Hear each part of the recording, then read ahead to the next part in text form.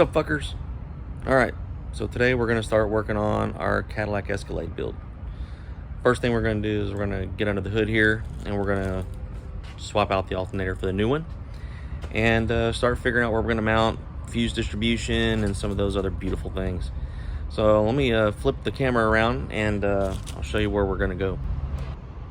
So one of the things I like to do, especially on the nicer vehicles, I like to wrap them up a little bit with this protective plastic. Just keeps any accidents from happening. A lot of people don't like using it. They say it pulls the paint off, but I've never had that problem.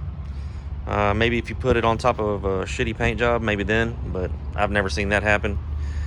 So anyway, what we're going to do is you can see the alternator right there. We're going to pull this air silencer and some of the other things that are in the way, get those things moved so we can get the alternator out. And we're going to swap it with this thing here. It's already been opened, but we'll see what we got.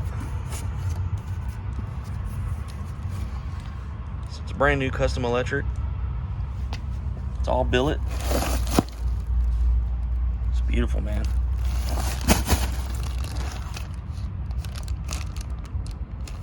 Controller for the dash. So that's where we're going to start. So let's get started.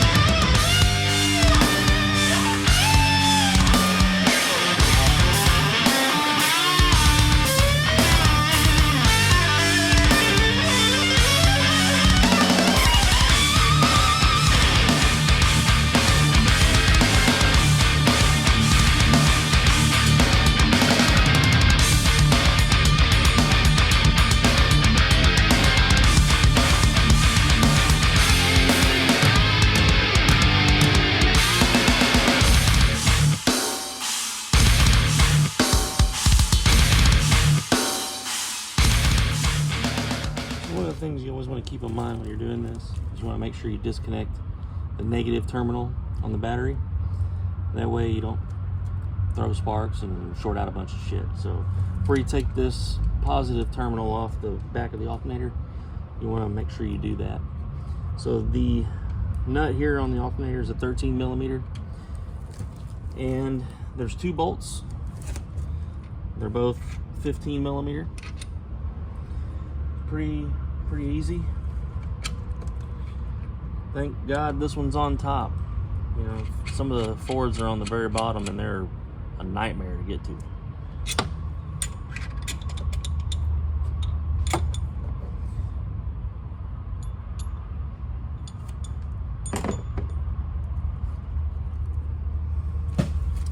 So I think I'm gonna go get some persuasion so we can pry this thing out.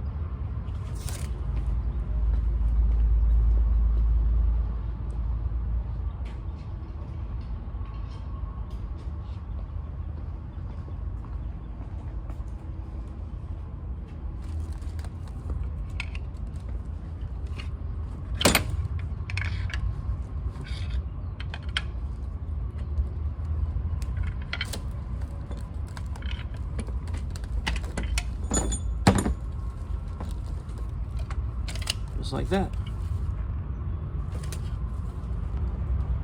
Okay, now that we got the alternator out, I wanted to take 1 second and give you a little tip if you're going to do this yourself sometime. So these 2 little compression sleeves here, when the bolts are originally tightened down, they push back against the alternator to make it really nice and snug.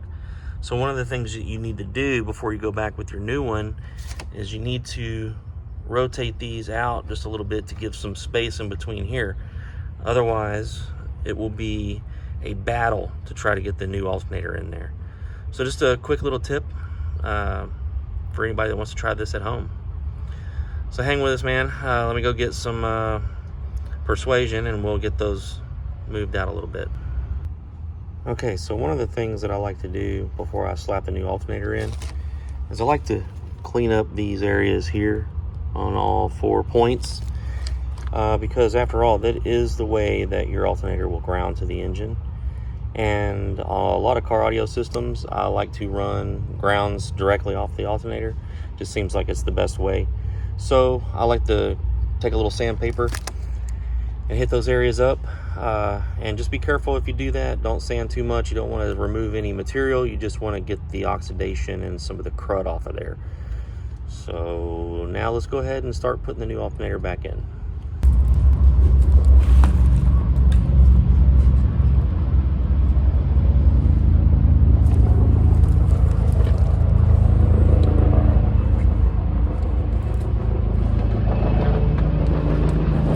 See how easy that thing went in there?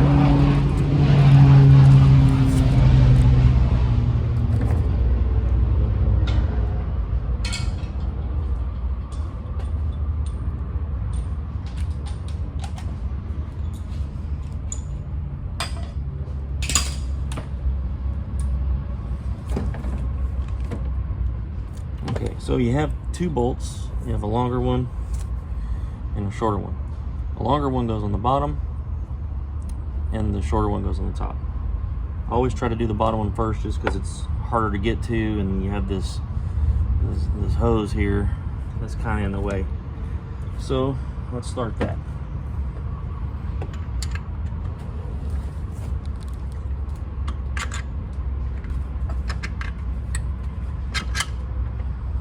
I always try to get them started by hand before I put any power tools on them. Just make sure that you don't cross thread them or anything like that. It just makes it easier. Once I know I got them in there good,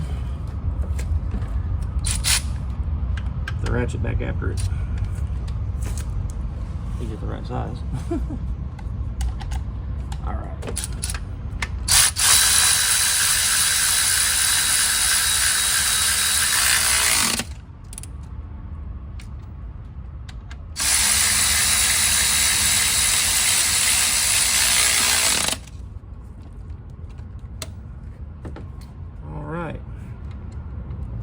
So we're going to do something a little different here on the charging post. We have an adapter that we're going to put on so that we can add more of our 1-aught runs off of here.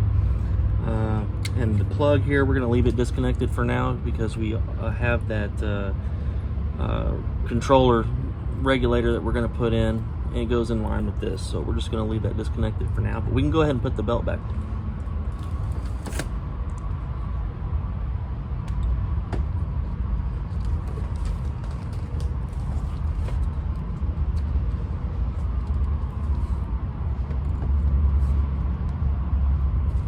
So always double check that you make sure you get the belt lined up on all the splines all the way around. On every pulley. If you don't do that, then there's a good chance that it'll throw the belt off. You don't want to do that. Okay, we look good. So we can move on to the next step. Start figuring out where we're going to put our fuse distribution. I think, like always, we're going to put it over there on the other side near the other battery and the factory underhood fuse panel. Customer was nice enough to get the other battery installed under the hood. We only have one more we're going to install underneath the back, and we got to build a bracket for that and everything, so we'll keep you guys updated on that as we go. So for now, let's go ahead and figure out what we're going to do with our fuse distribution.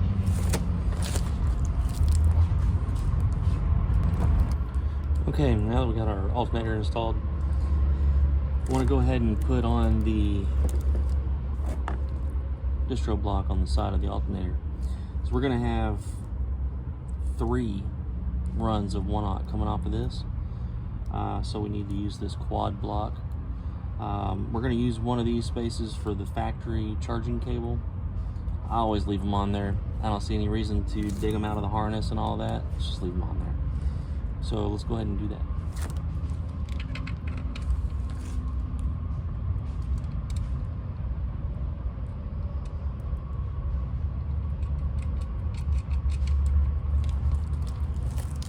On these, I like to tighten these by hand.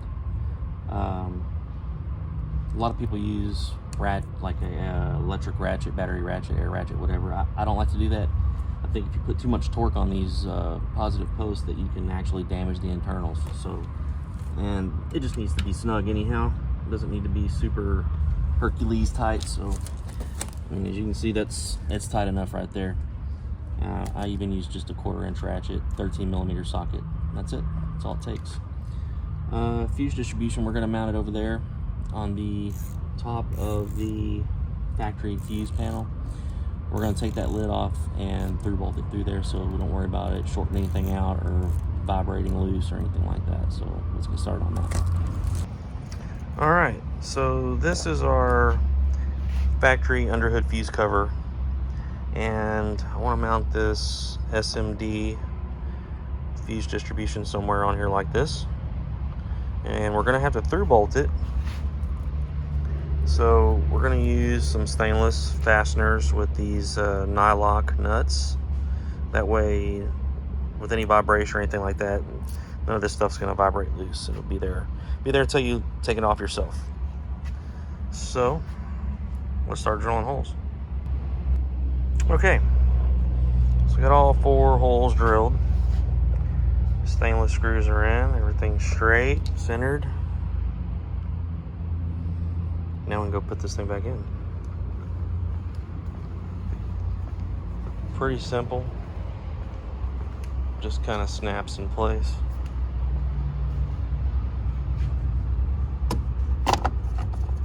So you got the tabs, and you have these little slots that the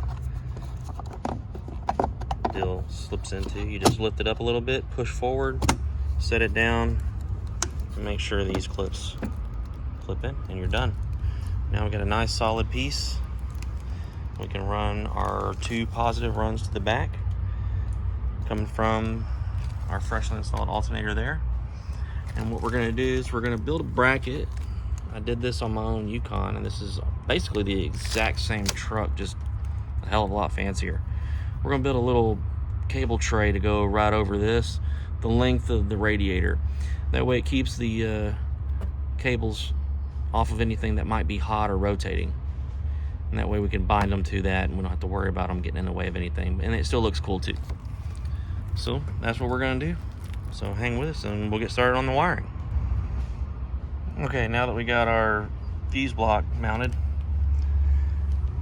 I want to build this tray that we talked about a minute ago right here. So I have this piece. It's just 18 gauge steel. It's pretty stout. It's 1 3/4 by 3/4. And so basically what I'm gonna do is I'm gonna drill a hole here all the way through to the other side in 4 spaces. And then I'm gonna go back and I'm gonna make this outer hole slightly larger so that we can get our drill head, number 2 Phillips head, through here. And then what we're gonna do is we're going to fasten it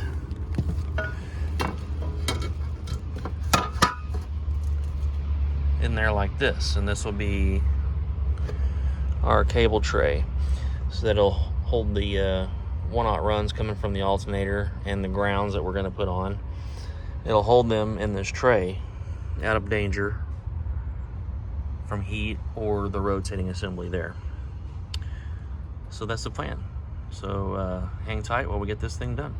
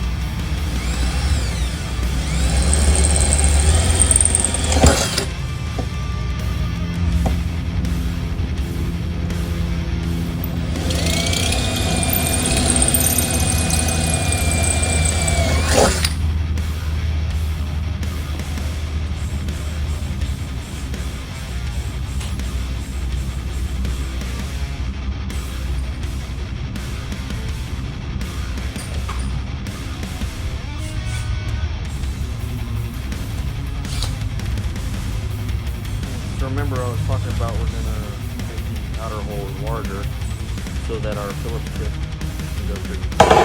There we go.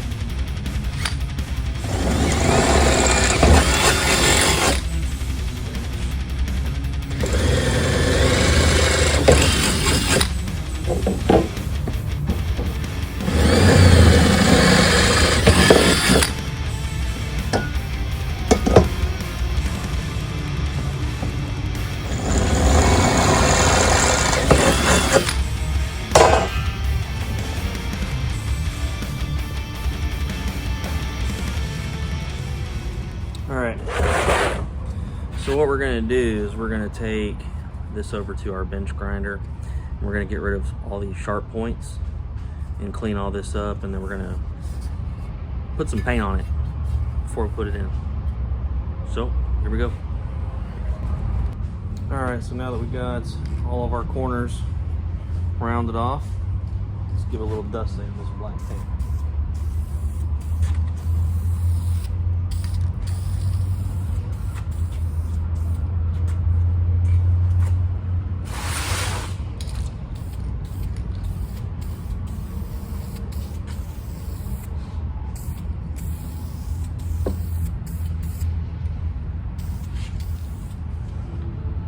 Bit of a tack coat,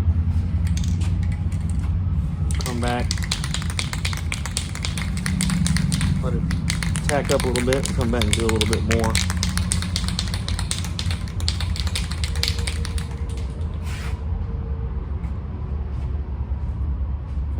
Stuff dries fast.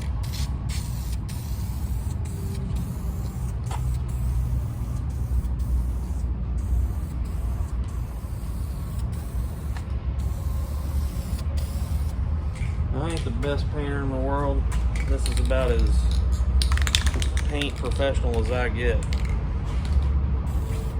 I need anything custom painted or anything like that, I'll send it to a paint and body shop.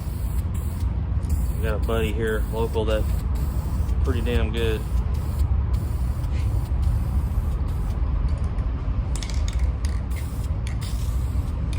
Alright, we'll let that dry for a little bit.